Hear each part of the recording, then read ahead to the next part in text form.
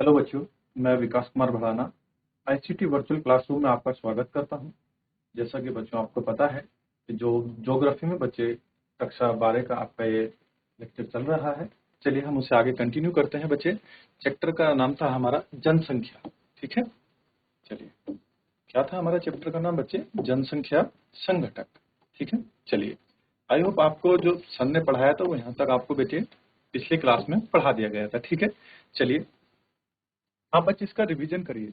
चलिए चलो बच्चों, अब जो आगे बच्चे हमारा पॉइंट आया वो है व्यावसायिक संरचना, यानी जो हमारी व्यावसायिक संरचना है जनसंख्या हमारे संगठन में बच्चे, तो उसका ये पॉइंट है। चलिए इसको हम डिस्कस करते हैं। चलिए कार्यशील जनसंख्या अर्थात जो हमारे बच्चे कार्यशील जनसंख्या है, अर्थात 15 से 59 आयु वर्ग में स्त्री और पुरुष, यानी हमारे मेल और फीमेल जो भी हैं बच्चे, जो मेल और फीमेल है, जो 15 से बच्चे 59 यानी कि वर्ष के जो आयु वर्ग के बीच के जो हमारे मेल और फीमेल है, उनके बच्चे कार्य की बात की। जैसे कृषि में, वानिकी में, मत्स्य में, निर्माण में, व्यवसायिक में, परिवहन, सेवा, संरचना व अन्य अवर्गीकृत सेवाओं जैसे व्यवसायों में क्या लेते हैं बच्चे? भाग लेते हैं। ठीक है, चलिए उनके बारे में क्या है बच्चे ये बताया गया है। सेवाओं जैसे व्यवसायों में भाग लेते हैं। ठीक है, कृषि में बच्चे हमारी शहरी कृषि के जरिए आ जाती है। वानिकी में हमारे फॉरेस्ट यानी हमारे वन जंगल वगैरह आते हैं। ठीक है, मत्स्य में हम जाने जो मछली पालन वगैरह के जो व्यवसाय में आज जो हमारे आयु वर्ग के जो है जुड़े हुए हैं, स्त्री या पुरुष जो जुड़े हुए हैं। विनिर्माण में बच्चे कंस्ट्रक्शन में, निर्माण में भी वही है। ठीक है, व्यापारिक परिवहन है। ठीक है, व्यवसायिक जो परिवहन है मतलब जो परिवहन के आपके व्यवसाय में जुड़े हुए हैं। ठीक है, चलिए आगे आते हैं। कृषि, वानिकी, मत्स्य तथा खनन को प्राथमिक क्रिया, विनिर्माण को द्वितीयक क्रियाएं और व्यापार, परिवहन, संचार और अन्य सेवाओं को तृतीयक क्रियाएं तथा अनुसंधान, सूचना को प्रौद्योगिकी और वैचारिक विकास से जुड़े कार्यक्रमों को चतुर्थ क्रियाओं के रूप में वर्गीकृत किया गया है। चलिए समझते हैं। जो बेटे कृषि है, वानिकी है और मत्स्य है तथा खनन को क्या है बच्चे? प्राथमिक क्रियाएं जो है वो माना गया है, प्राथमिक क्रियाएं इनको कहा गया है। ठीक है, क्या बोला गया है बच्चे? प्राथमिक क्रियाएं। आपसे क्वेश्चन पूछ सकता है कि जो प्राथमिक क्रियाएं हैं उनके बारे में बताइए, तो आप क्या बताएंगे? कृषि, वानिकी, मत्स्य पालन और खनन, ये क्या है बच्चे? हमारी प्राथमिक क्रियाएं। ठीक है, चलिए ऐसे विनिर्माण जो हमारी द्वितीयक क्रियाएं हैं, जहां हम क्या करते हैं बच्चे? वस्तुओं का निर्माण करते हैं।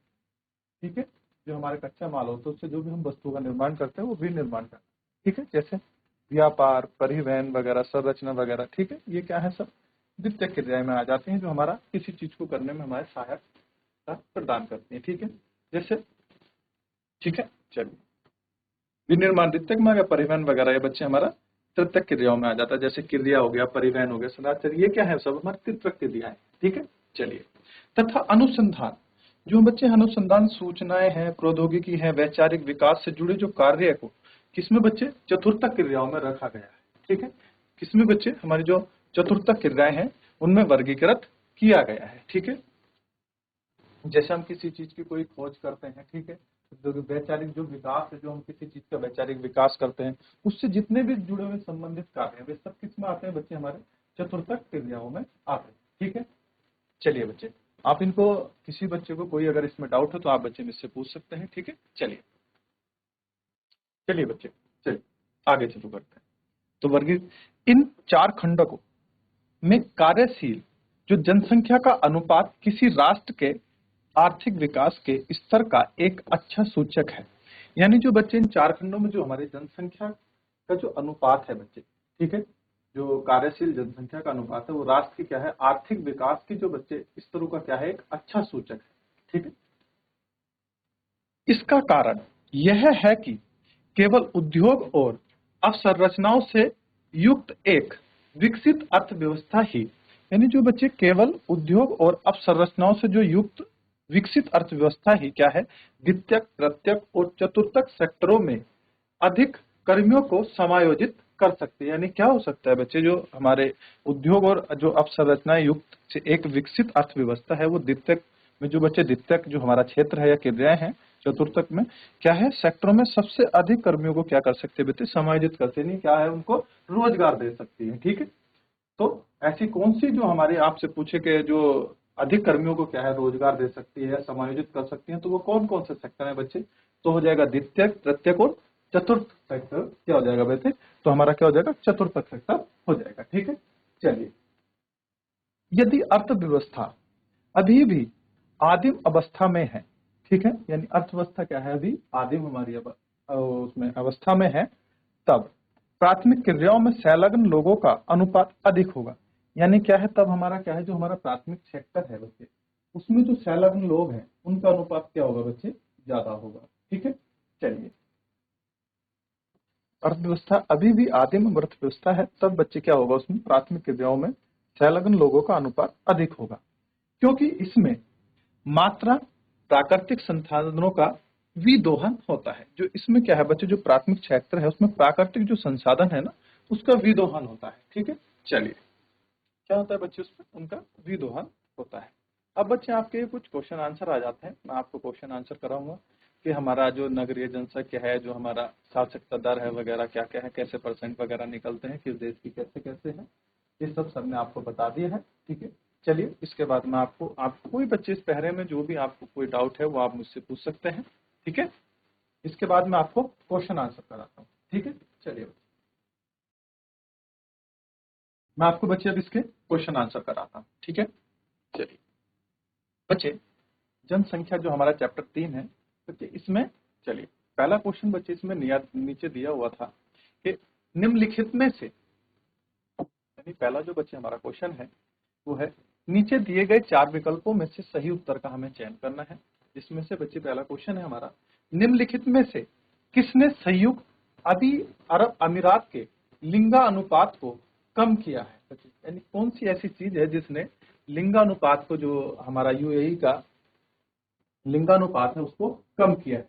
पहला ऑप्शन है बच्चे, पुरुष कामकाजी आबादी का चयनात्मक प्रवाह। दूसरा, पुरुष की उच्च जन्म दर, महिलाओं की कम जन्म दर, महिलाओं का उच्च प्रवास बच्चे। तो बच्चे आपका इसमें जो आंसर हो जाएगा वो हो जाएगा आपका पुरुष कामकाजी आबादी का चयनात्मक बच्चे प्रवास।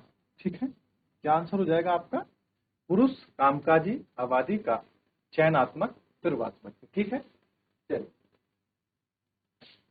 दूसरा है बच्चे आपका क्वेश्चन, निम्नलिखित में से कौन सा आंकड़ा जनसंख्या के कार्यशील आयु वर्ग का प्रतिनिधित्व करता है? यानी जो बच्चे जनसंख्या का कौन सा आंकड़ा है जो कार्यशील आयु वर्ग का प्रतिनिधित्व करता है, यानी ऐसा कौन सा आंकड़ा है जो बच्चे जिसके उम्र के जो आदमी है या जो हमारी महिलाएं हैं वो कार्यशील में बच्चे क्या है, सहलग।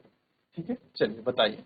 तो अभी हमने जब मैंने पढ़ाया था बच्चे, आपको बताया था 15 से 59, ये जो बीच की उम्र के जो बच्चे हैं या महिलाएं हैं और जो पुरुष हैं वो क्या है बच्चे, हमारे काम जनसंख्या में कार्यशाली जो आयु वर्ग के बच्चे हैं वो काम करते हैं। ठीक है बच्चे, चलिए। ऐसी बच्चे आपका तीसरा क्वेश्चन आता है, निम्नलिखित में से किस देश में दुनिया में सबसे अधिक लिंगानुपात? ठीक है, यानी किस में लिंगानुपात सबसे अधिक है, किस देश में बताना है। तो बच्चे वो हो जाएगा हमारा लताविया। ठीक है, कौन सा देश है बच्चे? लताविया। अब आप बच्चे इन तीनों क्वेश्चनों को क्या है आप नोट डाउन कीजिए। ठीक है, आप क्या करेंगे, इन तीनों क्वेश्चनों को क्या है बच्चे आप नोट डाउन कीजिए। ठीक है,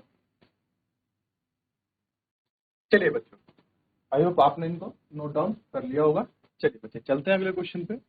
अब आते हैं बच्चे आपके क्वेश्चन नंबर 2 में है, निम्नलिखित प्रश्नों के लगभग 30 शब्दों में क्या देने हैं बच्चे, हमें उत्तर देने हैं। किसमें बच्चे?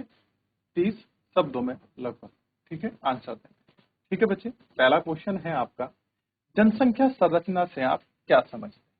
ठीक है, तो जनसंख्या संरचना से आप क्या समझते हैं बच्चे? चलिए, तो जनसंख्या संरचना से तात्पर्य है, ठीक है, कि किसी देश की जनसंख्या के विशिष्ट गुणों से है। यानी उसका जो बच्चे तात्पर्य है वो जनसंख्या के क्या है बच्चे, विशिष्ट गुणों से है, यानी जो उनकी जनसंख्या के जो विशिष्ट गुण है। ठीक है, कि वो चाहे प्राथमिक क्षेत्र में हो, द्वितीयक में हो या तृतीयक क्षेत्र में हो। ठीक है, वो क्या है बच्चे, उनके विशिष्ट गुण है। जैसा कि व्यवसाय, शिक्षा, जीवन प्रत्याशा, आयु, लिंग, स्थान, निवास इत्यादि। इन आंकड़ों की तुलना जनसंख्या पिरामिड के उपयोग के समय के साथ की जाती है। यानी जो बच्चे इसकी जनसंख्या की तुलना है वो उपयोग से समय के साथ की जाती है। ठीक है, चलिए आप बच्चे इस क्वेश्चन को नोट डाउन कीजिए। चलिए मैं आप इसको थोड़ा सा बड़ा कर देता हूं ताकि आपको क्लियरली दिखे। ठीक है, नोट डाउन करिए बच्चे। चलिए बच्चों अगले क्वेश्चन पे चलते हैं। आयु संरचना का क्या महत्व है? यानी जो आयु संरचना का क्या महत्व है बच्चे? ठीक है, चलिए आयु संरचना विभिन्न आयु वर्ग के लोगों की संख्या का प्रतिनिधित्व करती है। ठीक है, क्या करती है बच्चे? जो आयु संरचना है, जो विभिन्न आयु वर्ग के लोग हैं उनकी क्या है, जो बच्चे संख्या है उनका क्या है, प्रतिनिधित्व करती है। बताती है कि 5 से 10 वर्ग के कितने बच्चे हैं, या 15 से 20 में, 20 से 25 में कितने, जो ये आयु वर्ग है इसमें कितने जो जनसंख्या है या कितने बच्चे हैं या कितने लोग जो हैं उनका प्रतिनिधित्व करते हैं। यानी कितनी जनसंख्या बच्चे इस आयु वर्ग में है, तो वो क्या है बच्चे, उन संख्या का क्या करती है, प्रतिनिधित्व करती है। ठीक है, जैसे आयु संरचना का महत्व है, यानी बच्चे जो आयु संरचना है इसका महत्व है, यह जनसंख्या संरचना एक महत्वपूर्ण संकेत है। यानी जो ये संरचना है बच्चे जनसंख्या की, ये क्या है, महत्वपूर्ण संकेत है।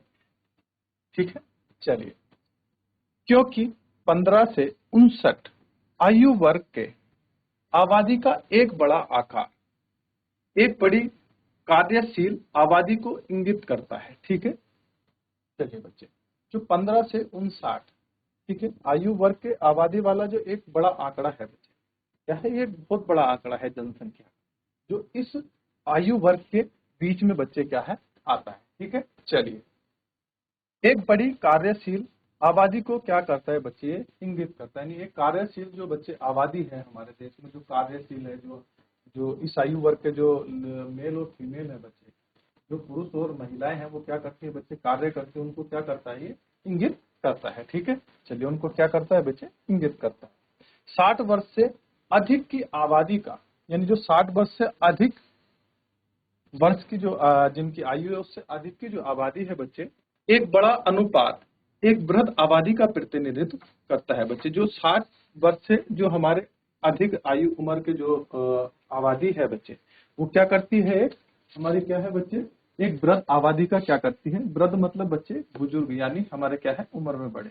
ठीक है, जो काम करने के उसमें, जिससे कि उनसे कोई काम ना हो, तो बच्चे उनका क्या है, रिटायरमेंट वगैरह आपने सुना ही होगा, उनका क्या करती है बच्चे, प्रतिनिधित्व करती है। ठीक है, चलिए जिससे स्वास्थ्य देखभाल सुविधाओं पर अधिक खर्च की आवश्यकता होती है। यानी क्या होता है, जिससे स्वास्थ्य जो देखभाल है बच्चे, उनकी जो सुविधाओं पर क्या होता है, अधिक खर्च की आवश्यकता होती है बच्चे। क्या होता है, उन पे अधिक खर्च की क्या है, आवश्यकता होती है। ठीक है, चलिए युवा आबादी के उच्च अनुपात का मतलब होगा कि जो युवा की जो बच्चों उच्च आबादी है, जो उच्च अनुपात का जो आबादी का मतलब है कि इस क्षेत्र में जन्म दर क्या है बच्चे, अधिक है, और जनसंख्या युवा है। यानी उसमें बताती है कि जो आपका ये युवा आबादी का उच्च अनुपात का मतलब होता है कि उसमें क्या है कि जो जन्म क्षेत्र में क्या है, जन्म दर जो है वो अधिक है। ठीक है, चलिए और जनसंख्या क्या है, युवा है, तो भारत की जनसंख्या क्या है बच्चे, वो ज्यादा युवा है हमारे देश की। ठीक है, चलिए अगला क्वेश्चन है बच्चे हमारा। चलिए आप इस क्वेश्चन को पहले बच्चे नोट डाउन कीजिए। ये आपका ई आ गया, आपको शायद पूरा क्वेश्चन विजिबल होगा बच्चे। चलिए आप इसको नोट डाउन कीजिए। चलिए बच्चों अगले क्वेश्चन पे चलते हैं। अगला क्वेश्चन आता है बच्चे हमारा, लिंगानुपात को कैसे मापा जाता है। ठीक है, चलिए किसी देश में महिलाओं और पुरुषों की संख्या एक महत्वपूर्ण जनसांख्यिकी विशेषता है। बच्चे किसी भी देश में जो पुरुष और महिलाओं की जो जनसंख्या है वो क्या है बच्चे, एक महत्वपूर्ण जनसांख्यिकी विशेषता होती है। ठीक है, चलिए जनसंख्या में महिला और पुरुष की जनसंख्या के बीच, जो बच्चे जनसंख्या में महिला और पुरुष के बीच जो अनुपात होता है वही क्या कहते हैं बच्चे, हम लिंगानुपात कहते हैं। ठीक है, जैसे कि आप जानते हैं कि 1000 पे क्या बच्चे हम काउंट करते हैं, जैसे 1000 पे 953 हो गया है। ठीक है, इस तरीके से हम मानते हैं। ठीक है, चलिए देशों में इस सूत्र का उपयोग करके लिंगानुपात की गणना की जाती है। ठीक है बच्चे, एक सूत्र होता है जिससे लिंगानुपात की क्या होती है बच्चे, गणना की जाती है।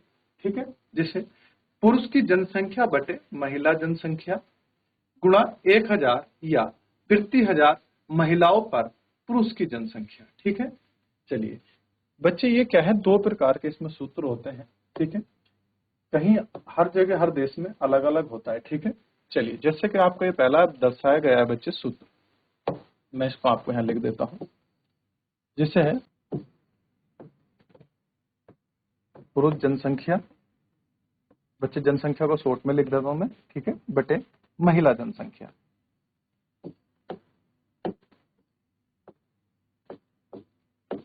ठीक है, गुणा बच्चे 1000। ठीक है, ये क्या है बच्चे, आपका बताता है कि 1000 महिलाओं पर कितने पुरुष हैं। ठीक है, तो इस सूत्र से क्या ज्ञात होता है कि बच्चे 1000 महिलाओं पर हमारे कितने पुरुष है, तो उसका ये क्या करता है, लिंगानुपात बताता है। ठीक है, पुरुषों की संख्या बताता है। जैसे कि 1000 अगर कहीं पे महिलाएं हैं और वहां पुरुषों की संख्या होती है बच्चे 1050, तो इससे ज्ञात होता है कि 1050 पुरुष हैं और 1000 महिलाएं हैं, यानी 50 जो है वो पुरुषों की संख्या क्या है बच्चे, अधिक है। ठीक है, तो यही क्या कहलाता है बच्चे, हमारा लिंगानुपात कहलाता है।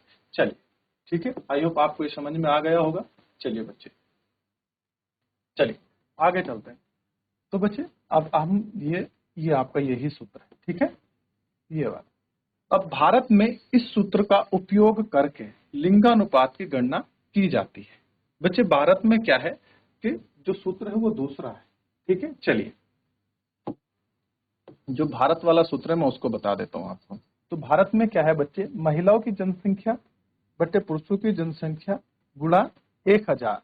ठीक है, या प्रति 1000 पुरुषों की संख्याओं पर बच्चे क्या है, हमारी महिलाओं की संख्या है। यानी हमारे देश में क्या है बच्चे, 1000 पुरुषों पर कितनी महिलाएं हैं, वो क्या है हमारे क्षेत्र, हमारे देश का क्या है बच्चे, जनसंख्या अनुपात है। ठीक है, या लिंगानुपात है। ठीक है बेटे, जिससे कि आप हमारे क्षेत्र जो हमारा देश है बच्चे, उसमें जो सूत्र है वो है महिला जनसंख्या अपॉन बच्चे हमारा पुरुष जनसंख्या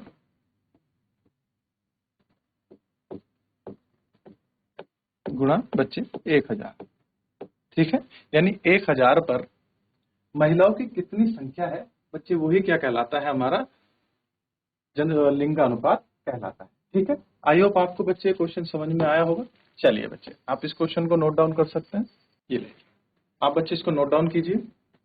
चलिए बच्चे, आपने ये क्वेश्चन को बच्चे नोट डाउन कर लिया होगा। चलिए अब चलते हैं अगले क्वेश्चनों पे। अब बच्चे जो है अगला क्वेश्चन है वो हमें लगभग 150 शब्दों में क्या है उसका आंसर देना है। जैसे पहला क्वेश्चन है, जनसंख्या की ग्रामीण शहरी संरचना का वर्णन करना है। जो हमारी जनसंख्या है बच्चे, उसमें शहरी और जो ग्रामीण जनसंख्या है उसकी संरचना का क्या है, वर्णन करना है। ठीक है, चलिए ग्रामीण और शहरी में आबादी का विभाजन निवास पर आधारित है। यानी जो शहरी और ग्रामीण जो आबादी है बच्चे, उसका विभाजन जो है वो निवास पर क्या है, आधारित है। यह विभाजन आवश्यक है क्योंकि ग्रामीण और शहरी जीवन शैली जो बच्चे, यह विभाजन आवश्यक है। क्यों, क्योंकि जो ग्रामीण और शहरी जो जीवन शैली है उनकी आजीविका और सामाजिक स्थितियों के संदर्भ में एक दूसरे से भिन्न होते हैं। यानी जो ग्रामीण और जो शहरी बच्चे हमारी सामाजिक स्थितियां हैं या जो आजीविकाएं हैं वो क्या है बच्चे, एक दूसरे से अलग अलग होती हैं।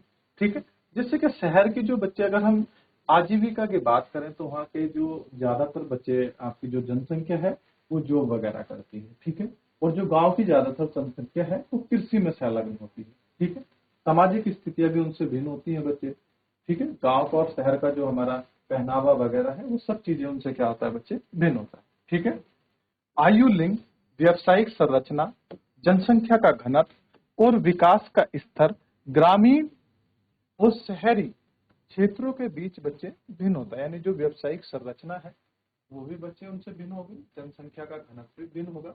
यानी शहर में क्या है बच्चे, हमारा जनसंख्या घनत्व अधिक होता है और जो ग्रामीण जो बच्चे हमारा क्षेत्र है उसमें जनसंख्या घनत्व क्या होता है, हमारा कम होता है। ठीक है, चलिए विकास का स्तर ग्रामीण और शहरी क्षेत्रों के बीच भिन्न होता है, यानी जो उनका विकास का जो स्तर है बच्चे, विकास का स्तर क्या है, शहर में क्या होता है बच्चे, उच्च होता है, और ग्रामीण में क्या होता है, कम होता है, यानी शहर के मुकाबले। ठीक है, चलिए, ग्रामीण और शहरी आबादी को अलग अलग करने के लिए मानक दंड अलग अलग है, यानी जो हमारे शहरी और ग्रामीण जो जनसंख्या है उनको जो अलग अलग करने का जो बच्चे मानक दंड है वो भी क्या है, अलग अलग।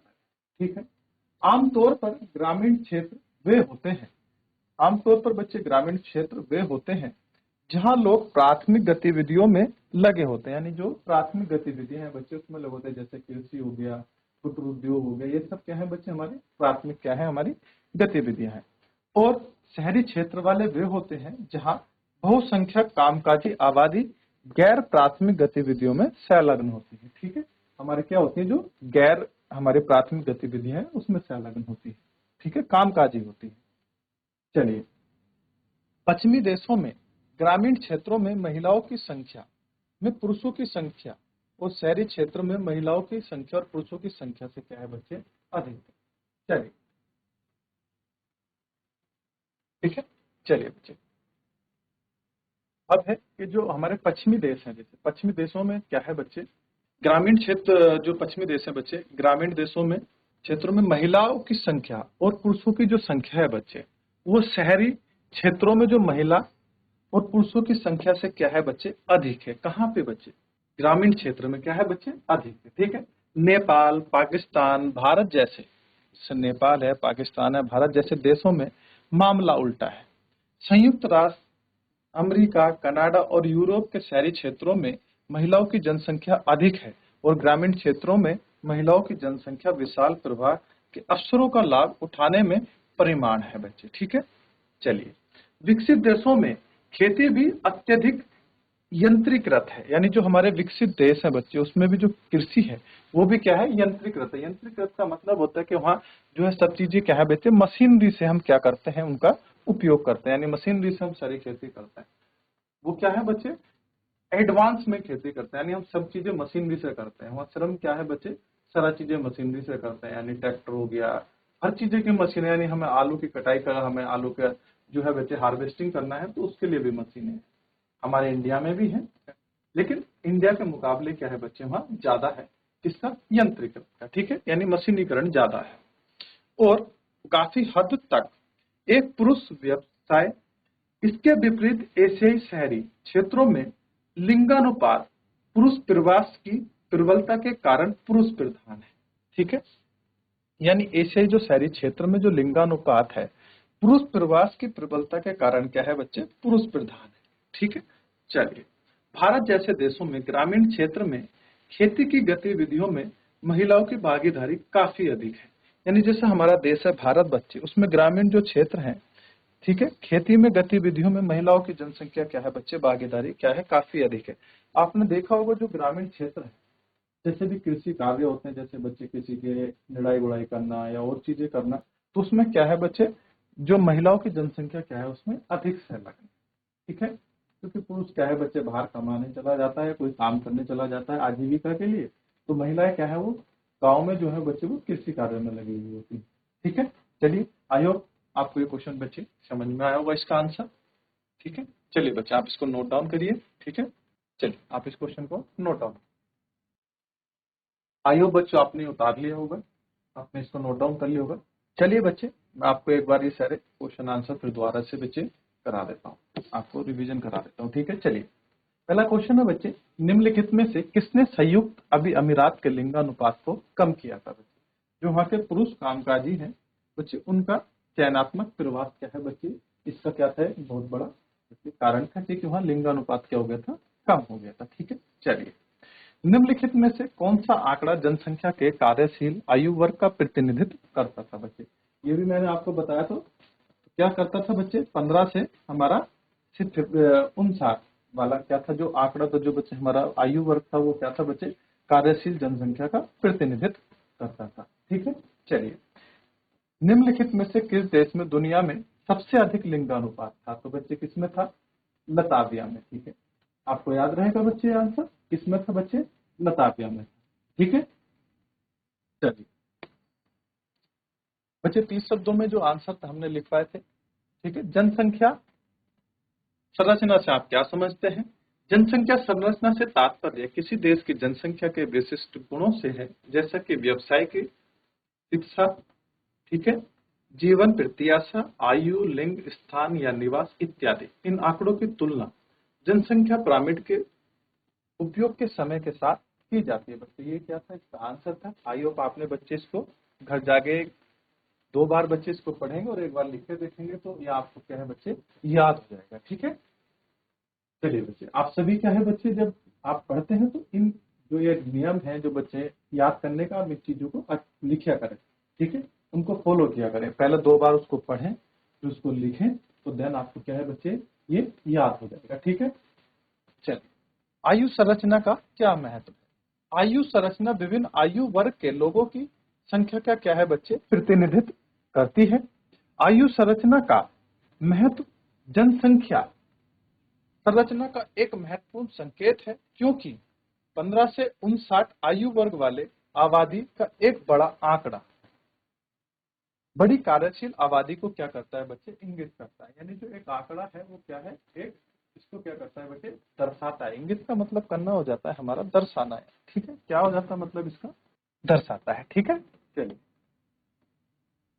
60 वर्ष से अधिक आयु, जो 60 वर्ष से अधिक आयु की जो आबादी है बच्चे का एक बड़ा अनुपात एक वृद्धि आबादी का प्रतिनिधित्व करता है, जिससे स्वास्थ्य सेवा, देखभाल, सुविधाओं पर अधिक खर्च की आवश्यकता बच्चे क्या है होती है। ठीक है, वृद्ध मतलब बच्चे जो बुजुर्ग होते हैं। ठीक है, चलिए, युवा आबादी के उच्च अनुपात का मतलब होगा कि इस क्षेत्र में जन्म दर अधिक है और जनसंख्या क्या है बच्चे हमारी युवा है। ठीक है, चलिए आइयो बच्चे, ठीक है, चलिए बच्चे, आपका यहाँ तक रिवीजन भी हो गया, क्वेश्चनों को याद भी करा दिया गया है। ठीक है, चलिए बच्चे, मिलते हैं आपसे अगली क्लास में, तब तक के लिए धन्यवाद।